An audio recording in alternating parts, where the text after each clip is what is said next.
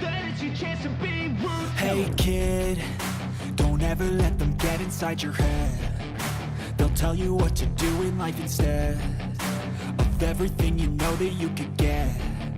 Don't let them guide your life towards regret. I'll fight for what I love with every breath. My past is filled with things I won't forget. I use them all to push me to my best. So treat the worst of times just like a test. If only I could go back in time, I'd tell myself that everything will end up alright. Just push yourself, test yourself, figure out what you like, and find your limits, don't be rigid, always work towards a prime. Surround yourself with open minds, people can change your life. A few friends with intent can help you feel alive. Find a passion, take some action, and with a little time, just be patient, make a statement, try to enjoy your life. They'll try to kick you while you're down. They wanna rise up while you drown. They wanna fill your head with doubt. They're silently scared that you'll figure it out. I'll make it look like I'm losing, won't bother hiding my bruises. And when they finally think you're wounded, then it's your chance to be ruthless.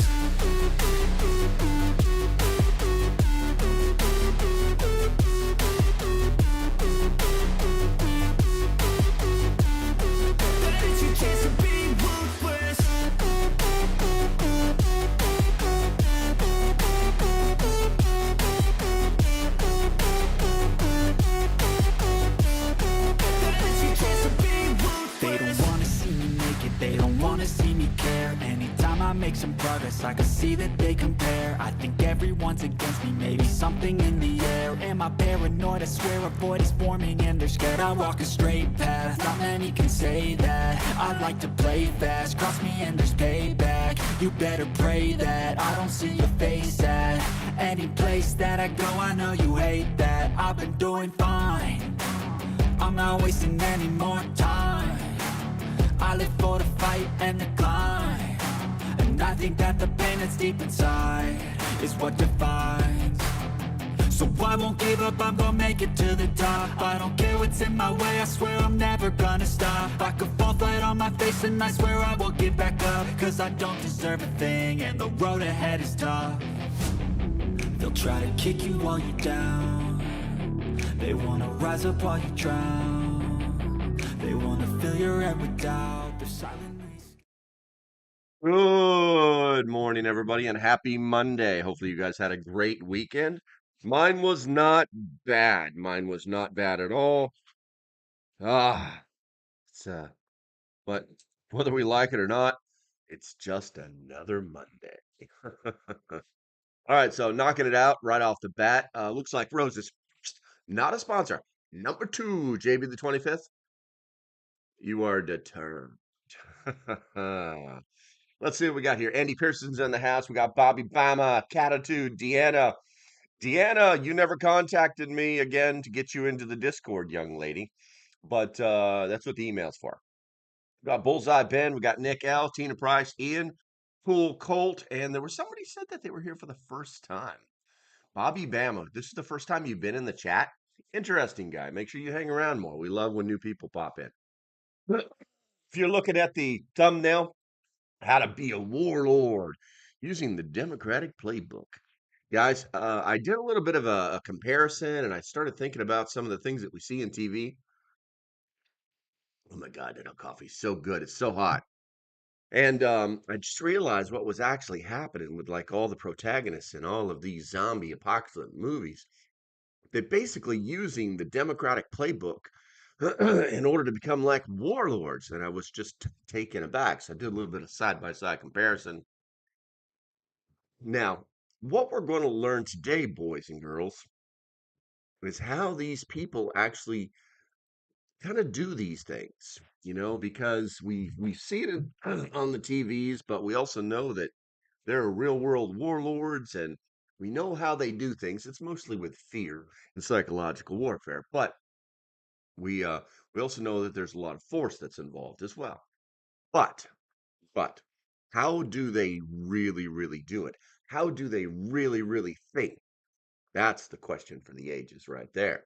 So without further ado, let me go ahead and close this. Let's go ahead and close this one out right here. I got a window open here I don't need.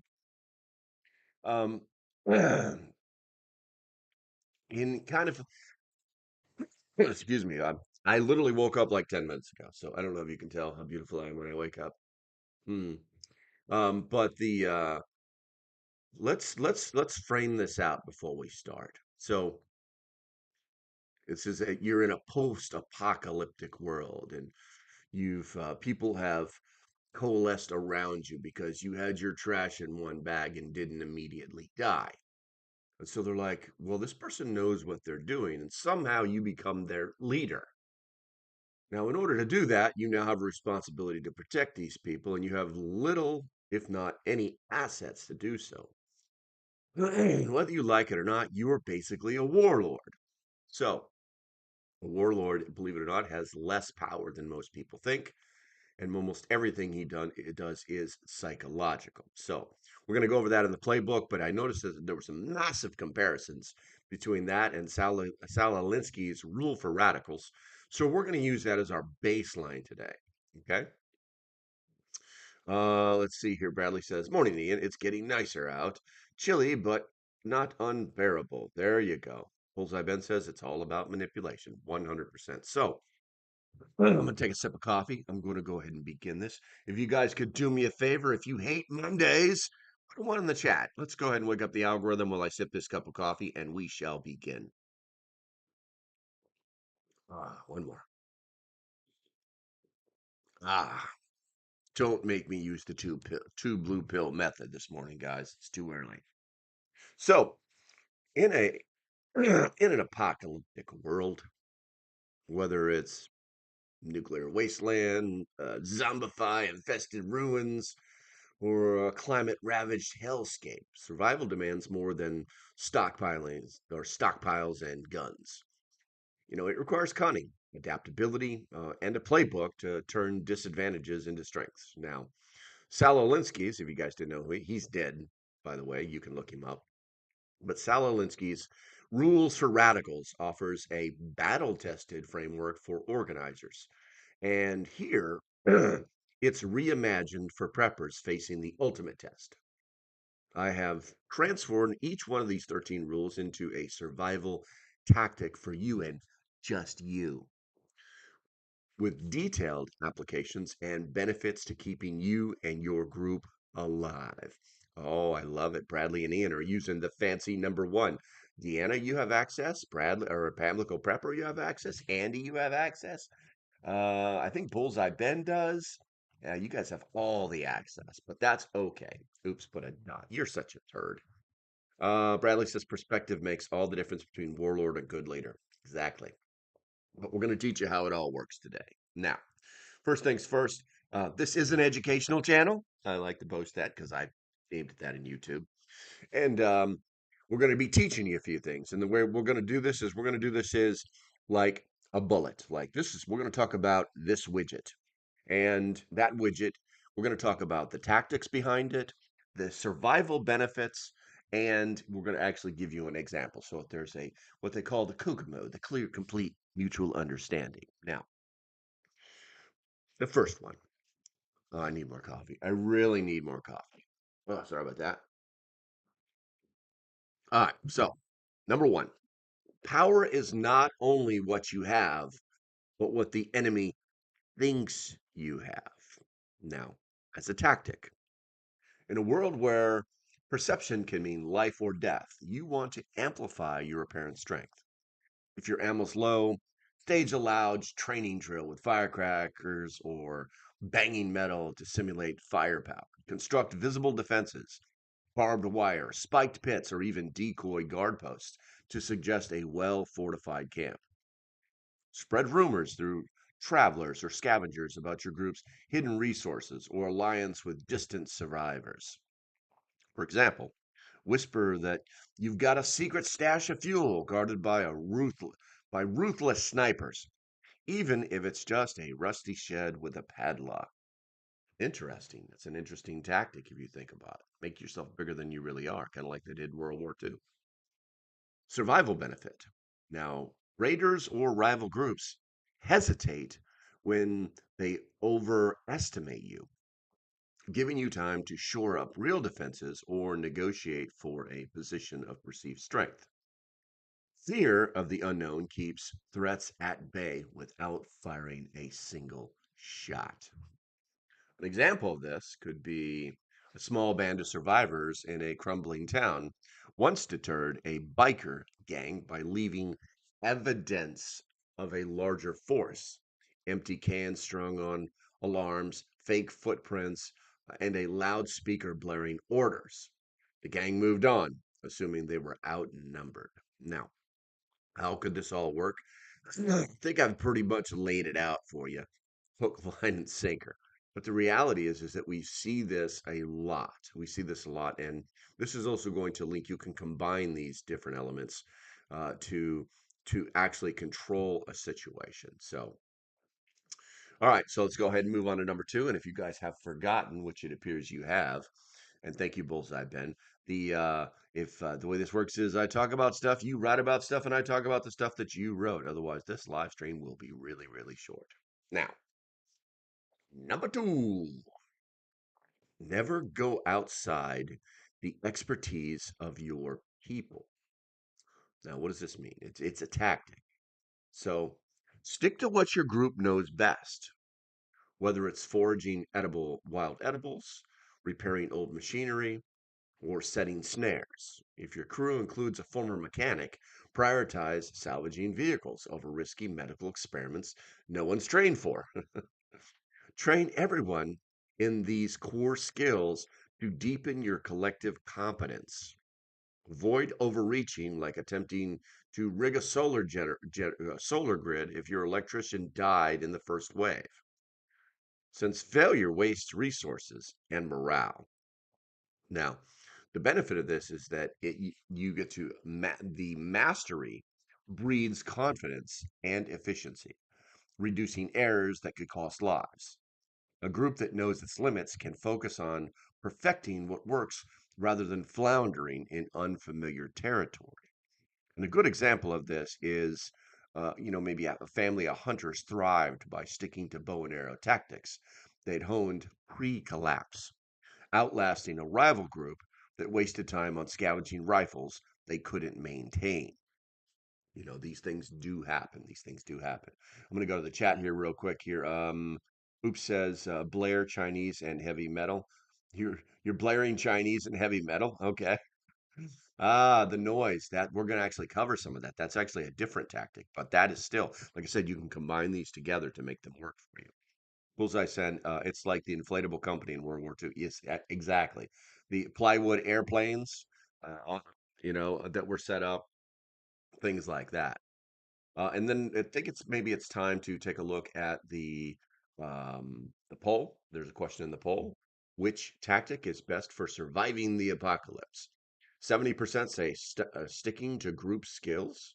10% or 20% say offering a better alternative. 10% say bluffing about your power. And 0% say mocking enemies to weaken them. All right, and that's 10 votes. Like I said, I never say let's vote now because sometimes things change. LRUD works great. We used it in the Navy. I got you. All right, so let's go ahead and move on to number three. Sipping that coffee. Drink coffee. Drink the coffee. All right, number three. Number three. Whenever possible, go outside the expertise of the enemy. Now, the tactic is exploit what your adversaries don't understand. If a rival faction relies on diesel generators, sabotage their fuel lines and force them into hand-to-hand combat where your knife skills shine, if you have them. It's kind of like a tit for tat. Basically, you take away their good stuff and then you show them your good stuff. Like, yeah.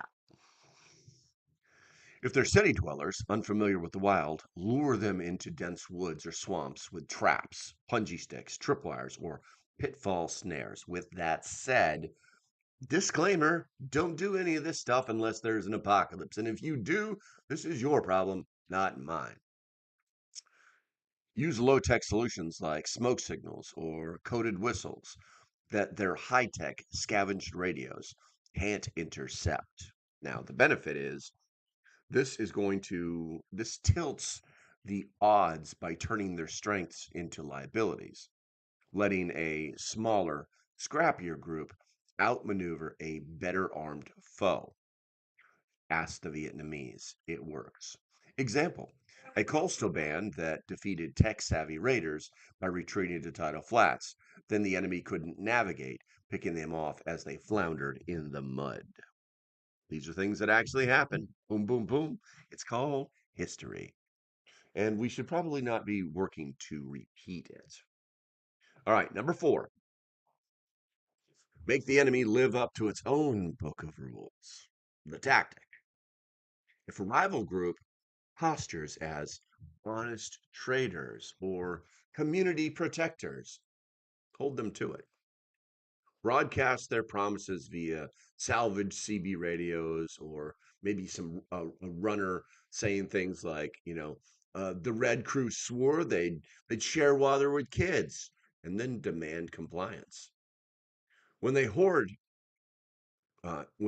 instead, their hypocrisy alienates our allies and neutrals. If they claim moral superiority, prove them into overreacting, e.g., stealing a small item, to reveal their brutality. Now, what's the benefit?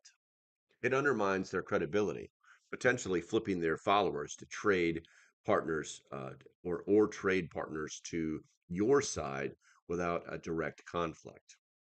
An example of that could be how a settlement exposed a peacekeeper gang hoarding foods by staging a public plea for aid, turning the gang's own recruits against them. Against them. Bradley says, well, meh, smear, real poop. I'm the slacker. Forgot the like button. If you guys haven't hit that like button, please do now. It does nothing but help the channel, and it's greatly appreciated. I don't know what is going on. My computer's acting a little kind of weird, but that's okay. That is okay. It's, do I kind of have my Mr. Rogers voice on this morning? I feel like I'm doing the Mr. Rogers things right now because I'm doing all the talking and you guys are doing all the slacking. It is what it is. Let me change my sweater. All right, number 5. I'm going to go ahead and drink this cup of coffee some more. Ridicule is man's most potent weapon. The tactic. Humiliate.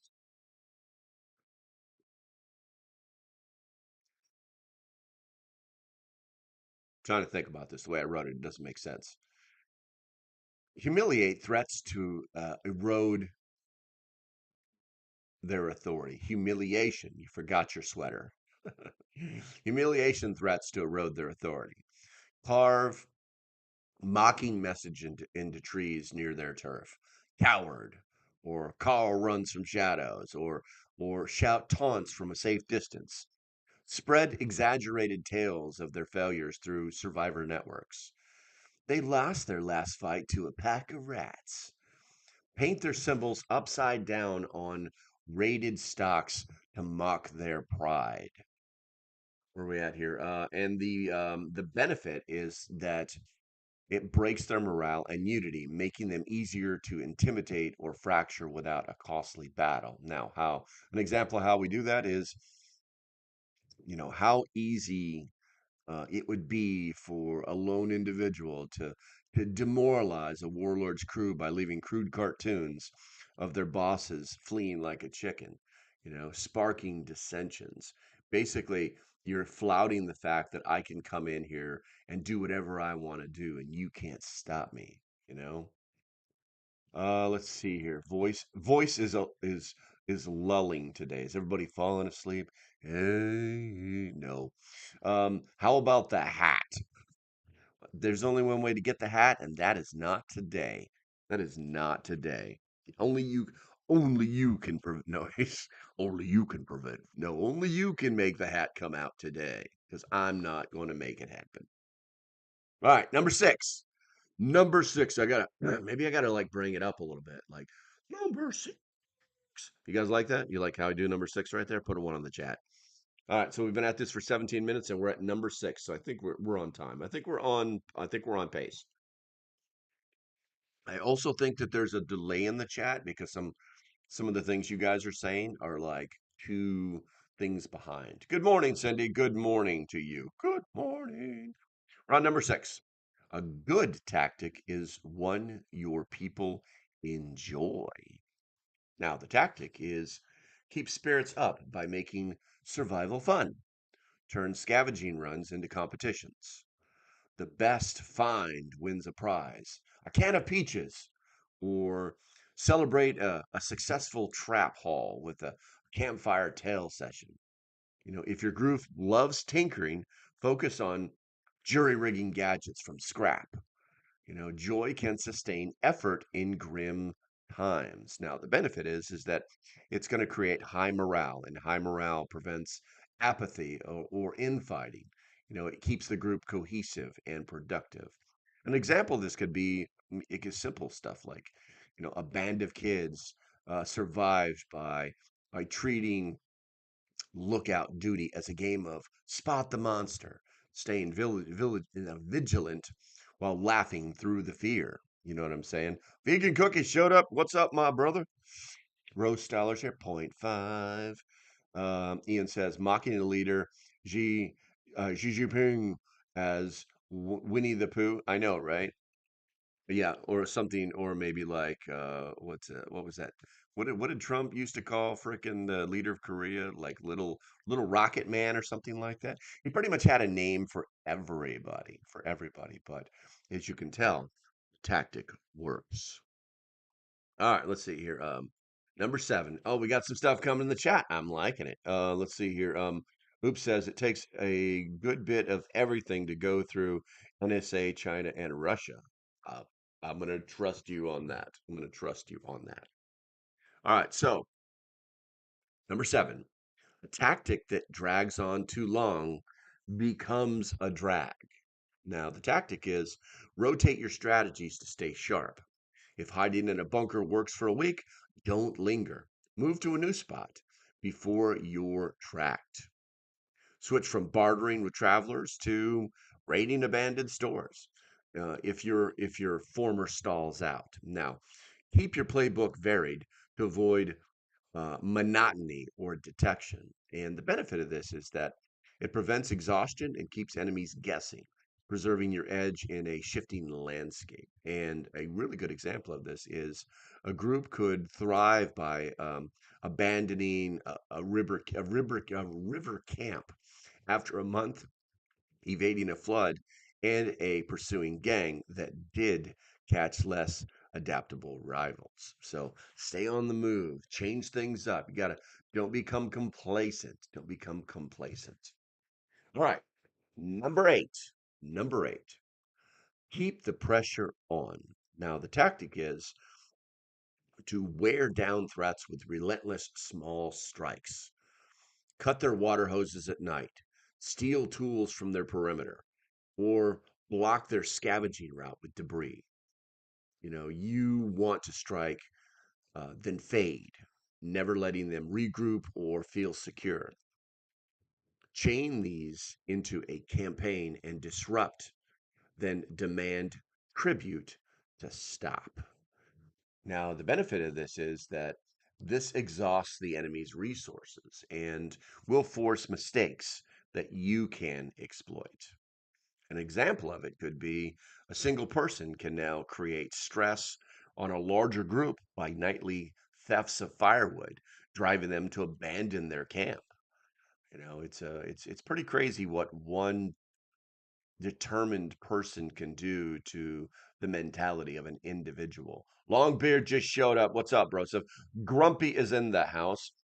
Grumpy says, I'm currently working on feathered my feathered shoulder pad and studded wood piece. A warlord must feel good about themselves to be peak evil. I guess I should have had like a warlord hat for this thing. Oh, I'm warlord in my new shirt. I'm wrong side. Camera's backwards. There we go. I'm warlording my new shirt. There we go. Pick this up at Wally World.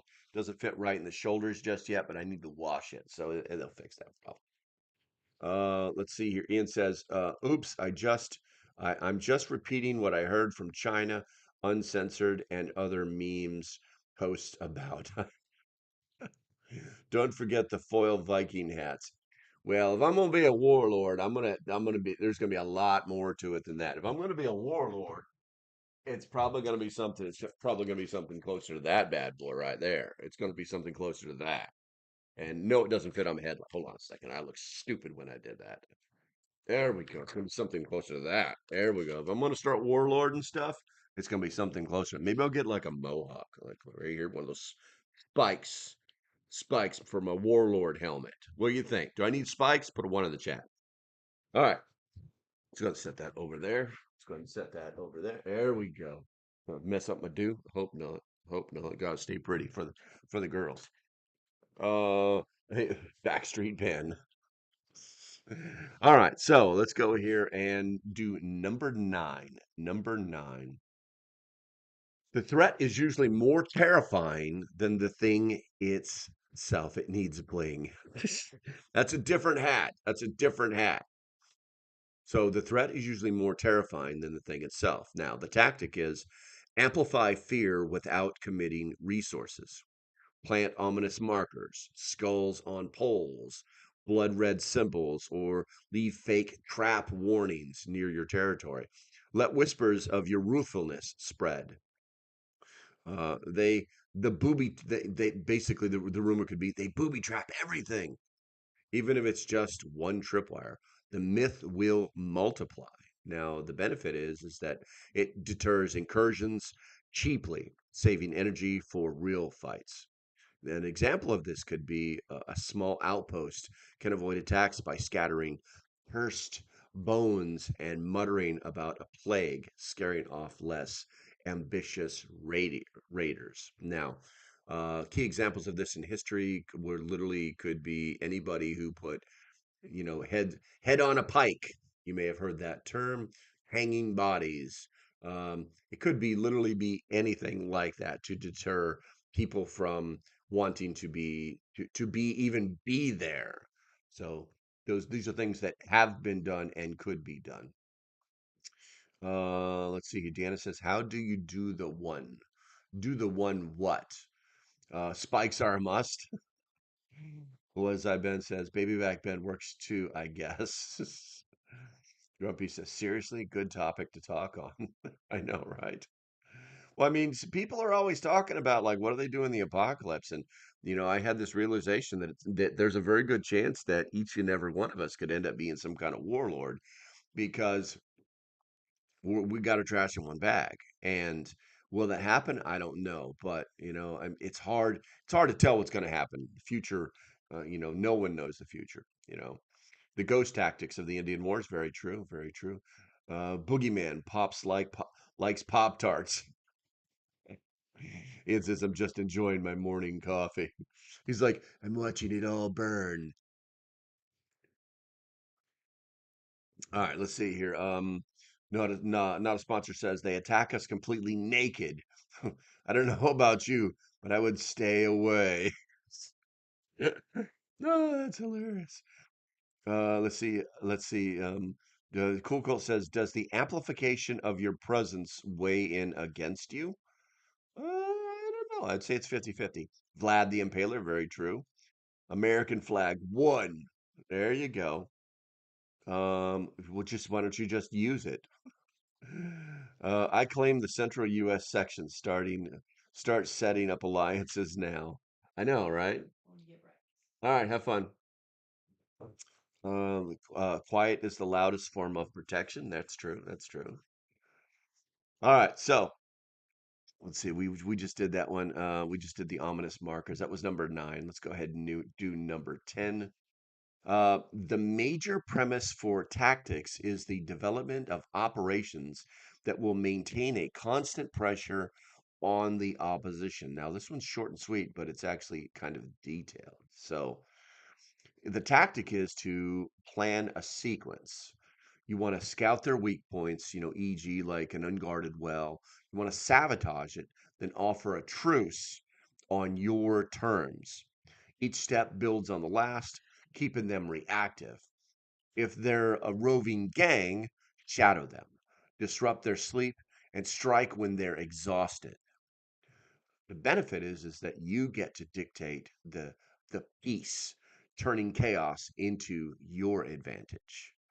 And an example of this could be a group crippled by a rival, but by a group crippled a rival by cutting their supply lines, then rescued them with food, creating loyalty. Isn't that sneaky? That's some sneaky stuff right there. That is some sneaky stuff right there. All right, I think we've just hit the halfway point, so it's time to. Well, you guys know what time it is. You guys know what time it is. If you love your country, put a one in the chat. I'm gonna drink some coffee. Oh yeah, it's the good stuff. I'm gonna talk some smack. Oh, I'm gonna read you some stuff. We're gonna educate a few people out there, and of course, I got to pay some bills. We're gonna do this one today. So, guys, we're going to do Jace Medical today. And the reason we're going to do Jace Medical today, because as I understand it, the tariffs are really going to start to put in effect. And we are going to start to feel it everywhere. The pharmaceutical industry is already starting to project. They're not warning us, they're projecting to us. They're like, hey, I know we were only $1, and then now we're $1.25, but we're going to go up to $1.50. We're already seeing that at the Dollar Tree store. If you guys didn't know that, the Dollar Tree store, the $1.25 Tree store, has now projected that they're going to become the $1.25 store, or $1.50, or the 1.5 store. Maybe they need to rename the whole brand. Look at all you guys. Look at all you winners out there in the members area using that magical #1 icon. I love it. So the price of everything's going to go up, guys. And you could look at this two ways. One, you could either look at this as, I really do need to get my head out of my butt. I should have at least one Jace case in my house.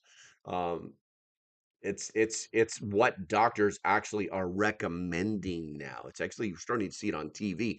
Doctors are saying that you need to have your own medical supplies inside, your own pharmaceuticals inside your house. Um, and so you should probably have one. And the other thing is too, if you have to take medications that keep you from being unalived, then on the daily, like, oh my God, I forgot I didn't take this pill this morning. I could die. You know, you should probably have a stockpile of them or access to a stockpile of them. And Jace Daily actually offers that. You should jace.com, jacemedical.com, I think. Jacemedical.com, I think. Um, but it's going to be expensive. It's going to be a little expensive. So you're going to probably need to save a little bit of money. And the way you do that is using by using my code LocalPrepper10. I really hate that LocalPrepper10 thing, but yeah, I guess it's poignant. And that's going to give you 10% off of every one of your purchases. So go and take a look at that website. That website can be found in the description below, and a link called Prepper Gear I Like. Prepper Gear I Like. You'll be able to find it there. Scroll down till you find it. Click on that link, and if you do buy something, use that code because it's going to save you 10%. All right, so going to the chat here, it looks like everybody one fiddy the 150 tree. $2, anybody? Swing. Just one and a quarter, one and a quarter, one and a quarter, going to I can't do it. I can't, my lips can't move that fast. Rose says, not a sponsor. Say you may warlord over Lower Ohio. No, and out now warlord over Northern Ohio. I got you. The $1.36, $1.36 store. You're gonna not a sponsor. I'm gonna claim all of Ohio. That's warlords getting greedy already. You gotta spread your forces out too thin, bro. You better make friends. You better play nice. Cool Colt says the wife just treated a case of strep from the Jace case because that's what it's there for. Yep, I love it, Cool Colt. I love it, man. Bradley says Good point, Rose. Keep an open line of communication with other groups can also help keep the area safer. 100%. 100%. Rose says, you may have a fight because I am the swamp princess. You guys are already thinking that you're in apocalypse now and all that good stuff. Too funny. Too funny. All right, number 11. Number 11. If you push a negative hard enough, it will push through and become a positive. Now, the tactic is embracing hardship as strengths. For instance, if food's scarce, declare a fasting ritual to prove resilience. This turns hunger into a badge of honor. If you're outnumbered, boast of your scrappy defiance. Quote, saying things like, "We're the few. We are the few who don't break." They're all words. They're just words, right? But the benefit is that it reframes weakness as grit, unifying your group and impressing your allies. An example of this could be a starving group rallied by fasting publicly, uh, could gain respect and possibly aid from a nearby settlement. So it's like a little bit of psychological warfare going on over there. And Deanna says, I got all south of Ohio. Because it's funny, you guys are like claiming your territory already. That is hilarious. All right, I don't know. Have I created? If I've created some monsters, put a one in the chat. That is for sure. All right, coffee, coffee, coffee. Grumpy says, "Re the poll response about a better alternative. We start molding the battlefield now, not after things go south." Very true. Which you reminded me, Grumpy. I need to check the poll and see where we are. So the poll question today is: which tactic is best for surviving the apocalypse? 60%, 68% say sticking to group skills. 26% say offering a better alternative. 5% say bluffing about your power, and 0% say mocking enemies to weaken them. All right, let's see here. Vegan cookies, 7. Bradley says fasting. We're fasting. That's cute. Started mine about 5 p.m. yesterday. I fast every day, guys. I don't eat breakfast. Just don't eat breakfast, and breakfast is the breaking of the fast. Break, fast, breakfast. It's spelled the same. Um, let's see here. Bullseye says it's prior proper planning prevents piss poor performance. That's how you say it. Everybody says it wrong. Colt says, I give up on speaking. I now just act or react to strike my claims or prove my point. Bradley says, what's so special about Ohio? At least I know a few good people in the next state over. Rose says, but you haven't seen what I have not shown. Let's see here. I will be a wooden nymph in the South, Catitude says. Teresa, good morning. Good to see you. Good to see you. Let's see here. Where are we at here? Rose says, it's my home, born and raised in the Black Swamp. Where are you from? Black Swamp. All right, looks like everybody's saying giving each other a little bit of hand job and love. Let's see here. That's what it looks like. That's what it looks like. Hand, smile, love. That's a hand. That's a hand job, love. All right, number 12. That's not how you do it, Ohio. That's not how you do it, Teresa. All right, number 12. The price of a successful attack is a constructive alternative. Now, the tactic. After defeating a threat, fill the void, drive off raiders, then help set up a trade post or safe haven in their old turf. Offer survivors a better deal. Maybe protection for labor or food, for intel, showing everyone that your way works. Now, the benefit is that it builds a network and it turns chaos into a foundation for stability. And an example of that could be person ousted a tyrant, you know, then opened a water purification hub, winning over the tyrant's ex-followers. Interesting stuff. Vegan Cookie says, join hands. America. Remember Hands Across America? Are you old enough to remember Hands Across America? Let's see here. If you're old enough to know what Hands Across America is, put a 5 in the chat. Put a 5 and number 5 in the chat. Why? Because sometimes it looks like a hand. I'm not sure why. They tell me it looks like a hand, a number 5. I don't get it. All right, number 13. Number 13. Pick the target, freeze it, personalize it, and polarize it. Now, the tactic. Focus on one enemy. Say a warlord named Iron Mike. Highlight his cruelties. Mike starves kids.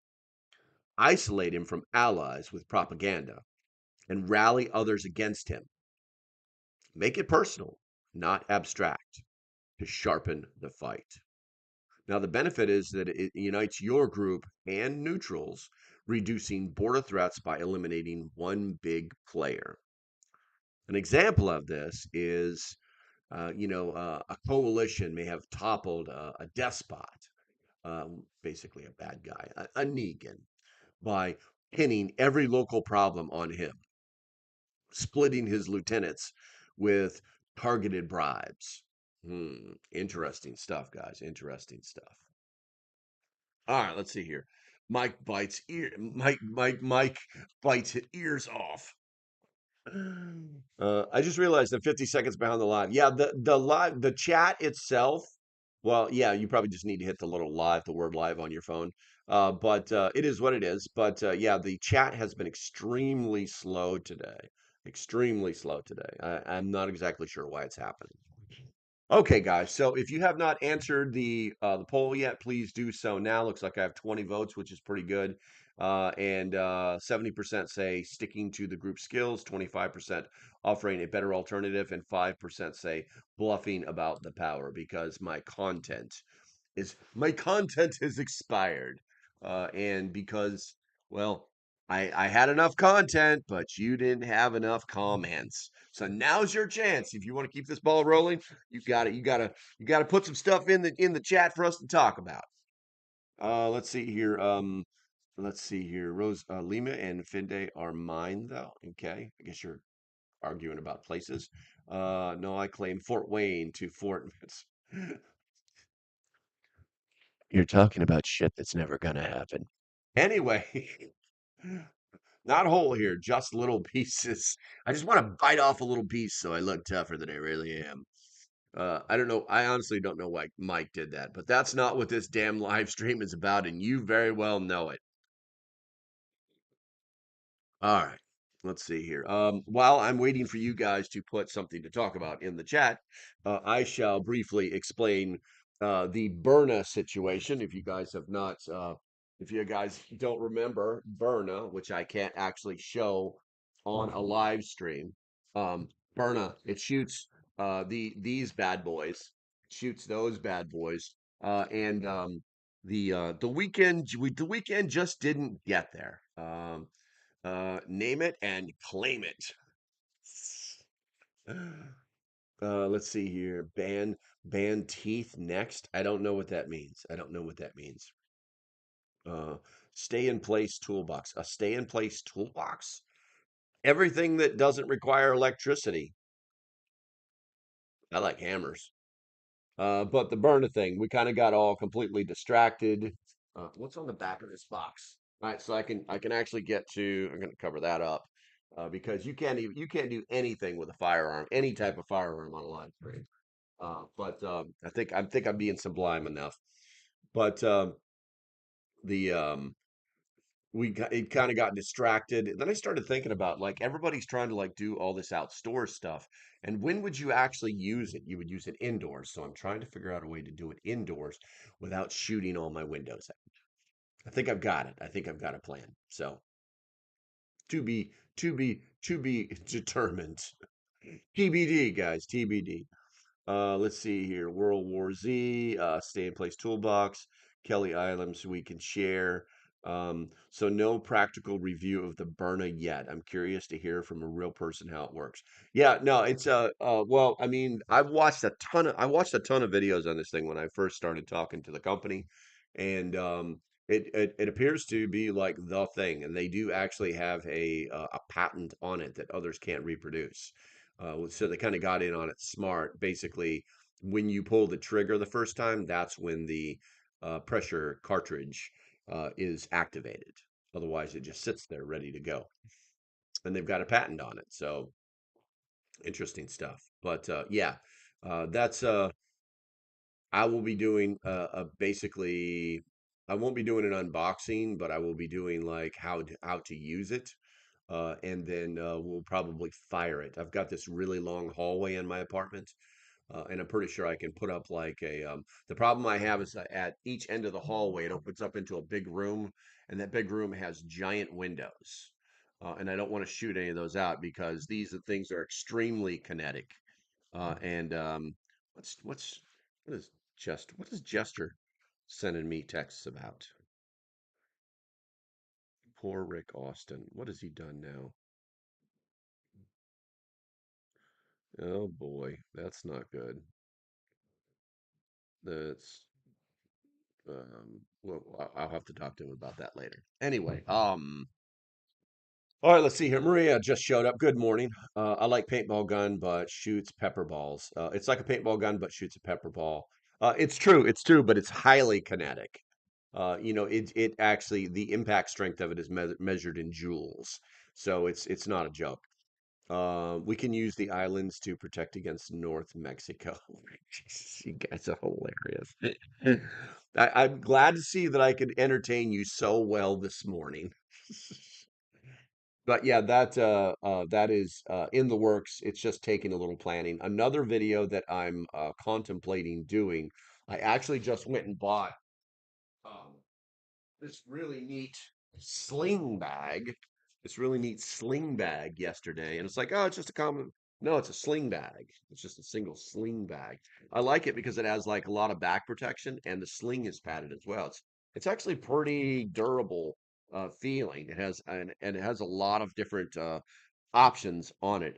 These tie-offs on the side I've never seen anywhere, which is interesting because it's kind of a Swiss add-on for uh, hooking things to packs. It's kind of weird. It's got a bottle thing on it. It's just your standard stuff. But the so what was it? Survival Dispatch. Uh, their new guy basically just gets like missions from the owner of the company, and it's like, here's your list. You can take all this stuff, go do this stuff, and that's what he has to do, and then film it all. But anyway, I thought it was interesting. He basically sent him out into the woods with just basically 8 items covering the 5 C's of survival. And I thought maybe that might be fun to do for a night. That might be fun to do for a night, and just to get back to the basics. Everybody's like, you need, primitive skills and starting fires and stuff like that. So that's something. That's something. Um, Let's see here. Let's see here. In your opinion, are thermal scopes worth it? Yes, I do think thermal scopes change the game. You're in the military, you should know that night vision changes the game. Basically, we own the night kind of thing. It Operating at night against an adversary that has more technology than you do pretty much means you're going to die. So um, I do know that there are some of the newer stuff that you want to look into. I don't know the name of it, but basically they have augmented thermals for pistols now. It's almost like a predator view type thing. And then I've seen videos where it like really does work. How far away these things are, I don't know. They're not going to be they're not, well, hell, I don't know the generation now. I mean, when I left the military, we were still in fourth generation night vision. We were only in second generation thermals, and we had some pretty kick-ass thermals. But now you're talking about almost 20 years ago, so there's no telling. But yeah, it's a significant game changer when you have the ability to see someone and they can't see you. You own the night. So I do believe that it is if you're interested in that stuff, then you should definitely have it. Let's see. Skane's girl showed up. There you go. What's up, lady? Finally got my minute for a coffee. I love it. All right. Where are we at here? It's my parents' 52nd win. That's pretty. Huck, that's awesome, bro. That's awesome. Where we at here? GM, Teresa, Oops, Clan. Okay, just saying hi to everybody. I don't think there's anything wrong with bushcraft skills. In the end, if the end is coming, our tech level is going way down. And it's funny too because, there's just nothing wrong with, you know, I think it is time for me to practice and use these skills. I have not used them for a long time since I moved into this apartment. I used to be in the woods almost every day. If you guys remember me back from 4 years ago, I basically lived in the woods. So I think it's a good idea. I think it's a good idea. I think I'm going to do that video, but I think more importantly, I'm just going to do like an overnighter before the ticks get too bad. Let's see here. Ready to join the fray. Uh, I've heard it's not as good as the real thing. Well, I don't know what you're talking about, Grumpy or Maria. I'm not sure.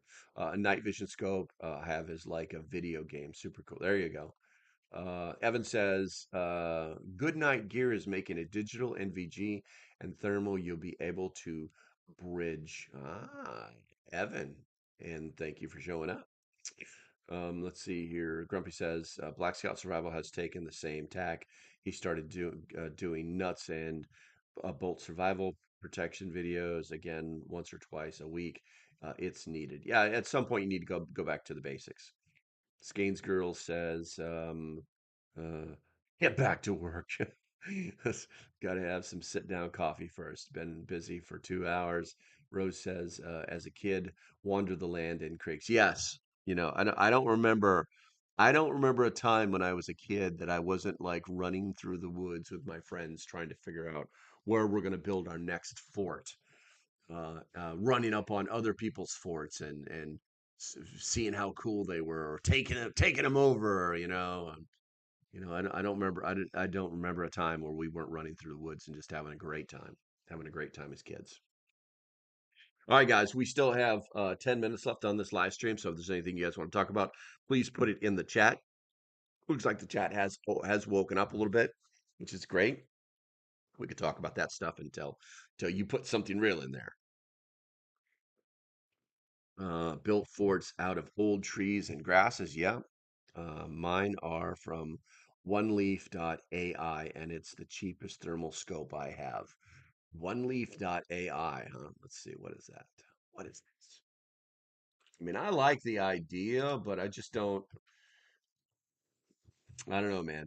I don't know. I spent a lot of money on different things in my life. It's a bestseller. Where's our bestseller? One Leaf. View more. I mean, it looks legit. It looks legit. Night vision. Where to buy? Where to buy? I just want to know what the prices are. You son of a. Got to get back to work. Talk to you later, Tina. We'll talk to you later. Remote control vehicles and drones with night vision, motion detection. Stay away from my property. Yeah. I mean, I will tell you guys that I do foresee, we do have a drone industry here in the United States, but they are expensive. And they're expensive because not a lot of people buy from them and they don't have the money to upscale to produce via mass. And I think that at some point they would expand their night vision capability, possibly thermal capability, onto these devices because they do have them. They do have them. They make them. Um, but and the I think we just need to start buying them. You know what I'm saying? It's so easy to go to frickin' Sam's Club and get yourself what is that, DJI, and don't get me wrong, because I've got a broken one on the shelf that I absolutely love. But I think it's more important to buy American, so that we can actually get that industry to become less expensive than it is now. Because like I said, there's several drone companies here in America that make unbelievably cool drones and that do lots of stuff. It's just they're expensive because it costs so much because they can't scale up to sell them via mass, you know. We have wild drones in Virginia, in VT with beta being here. I don't know what that means. I don't know what that means. We have wild drones, like they're just flying around. Oh, God, wait a minute. I get it. Like you're saying, there's a lot of drones there. Okay. In VT, Virginia Tech, um, with Beta being here. I guess Beta is a company. Okay. Let's see. Bradley says, make sure there isn't anything people can hide behind in all directions from your home. Gives you the best chance to defend it if you know they're coming. That's true. That's true. Cousins are your first friends and accomplices. I know, right? Oh, I love the times with my cousins. Dragging my feet, but before I shut it down, look up beta technology, Vermont. Okay.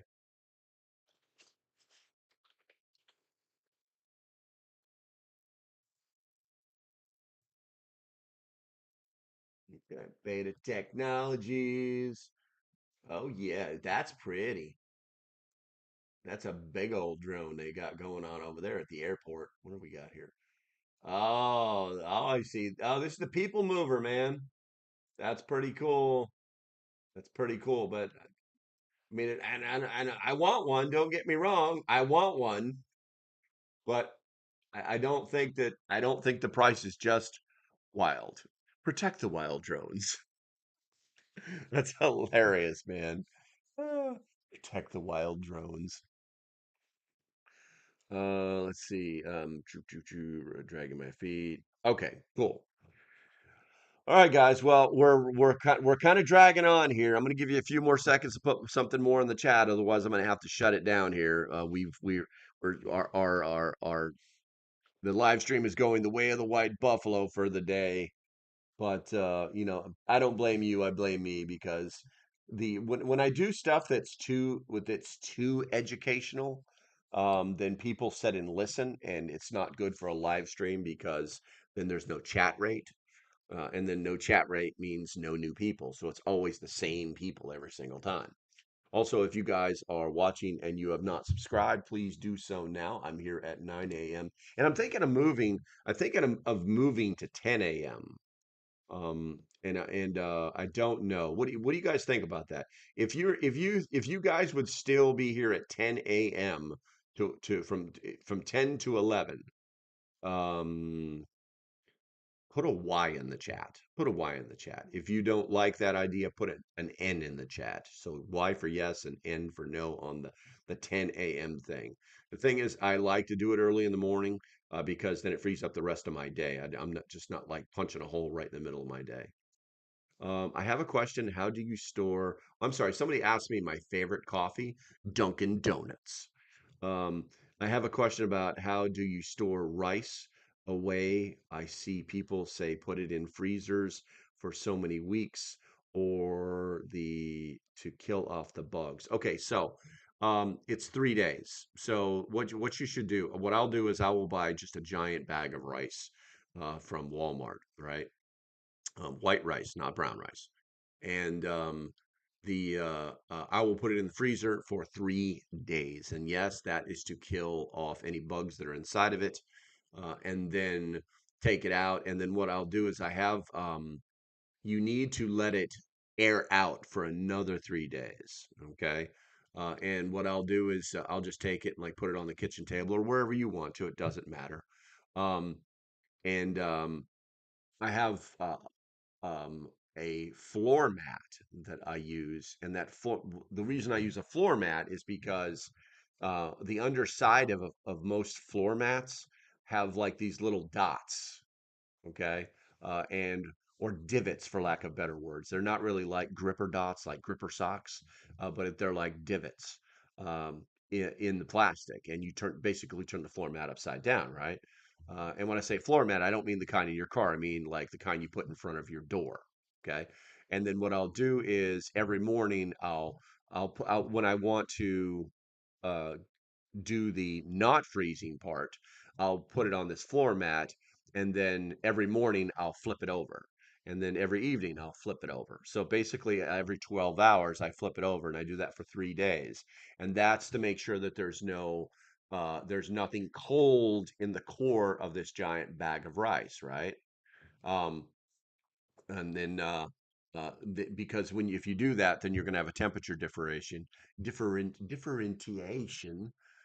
differentiation. It's that big word that means something different than that. Um, when you put it in Mylar bags, and then other things that I'll do too is instead of using the big bags, which I prefer buying the little bags because I can buy them piecemeal.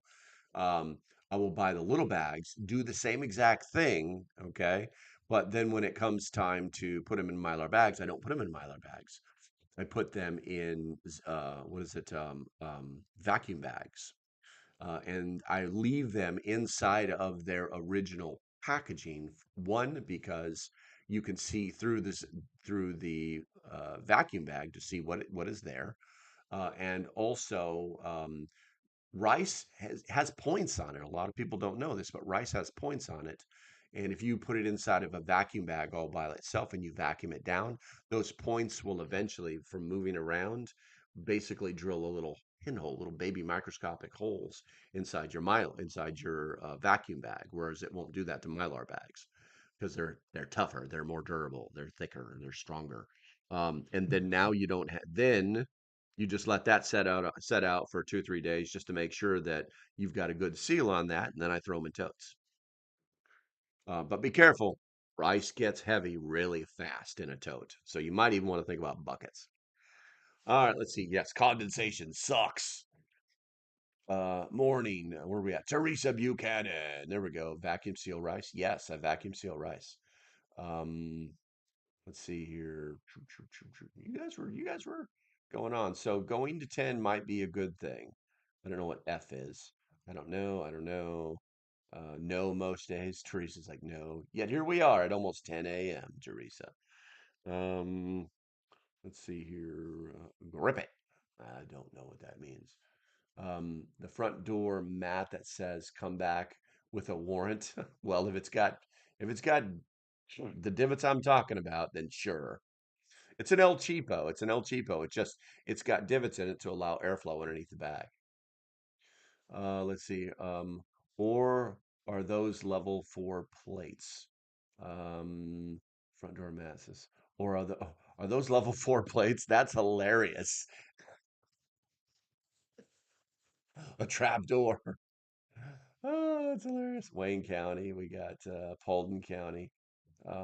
Paper bag folded over then vacuum. That's something you could do too. That's something you could do too.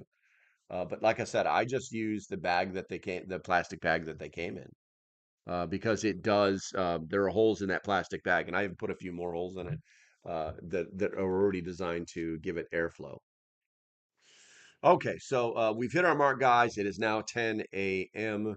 Let's see. Skate says, yes, I went back and decreased the weight of my buckets. Who knows what I can lift over the next 10. I know, right? It's like, yeah, I remember when I made this bucket, I could pick it up with my pinky, and now I'm 100 years old and it's not so light. All right, guys, that's going to be about it. I'm gonna ponder the whole 10 a.m. thing. I will let you guys know probably in the messages if you are a member. Deanna, I'm pretty sure I got you in the Discord. I'm pretty sure, but you got it. If you didn't click those links, that link I sent you in the email, then yeah, you're not in the Discord, and you got to like say, "Hey, I'm here," and then I'll get your stuff set up. It only takes a second. All right, so guys, I'll let you know about the 10 a.m. thing. Stay safe. Make sure you hit that thumbs up on the way out the door if you have not done so yet. If you have not done so yet, stay safe. Have a great day, and I shall see you when I see you. Bye bye.